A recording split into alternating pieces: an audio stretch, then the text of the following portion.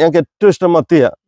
അപ്പൊ മിനിക്ക് ഓഫീസിൽ പോകുന്നതുകൊണ്ട് മിനിക്ക് നന്നാക്കാൻ നേരമില്ല, മണിക്കൂറുകളിലിടണം, മടുത്ത വൈകുന്നേരം വരിക. പിന്നെ വന്ന് അപ്പം കയറിയിട്ട് ഇച്ചിരി നേരം കിടക്കുക, എന്നിട്ടാണ് പിന്നെ എന്തെങ്കിലും ചെയ്യാൻ വരുള്ളൂ. അമ്മച്ചിക്കാണെങ്കിൽ വാവിട്ട് കറിയാണ്, മത്തി ആരും അങ്ങനെ നന്നാക്കി തരില്ല. പറ്റില്ല അമ്മച്ചിന്റെ കരച്ചിൽ എന്നാന്നറിയോ? വേദനിച്ചിട്ട്.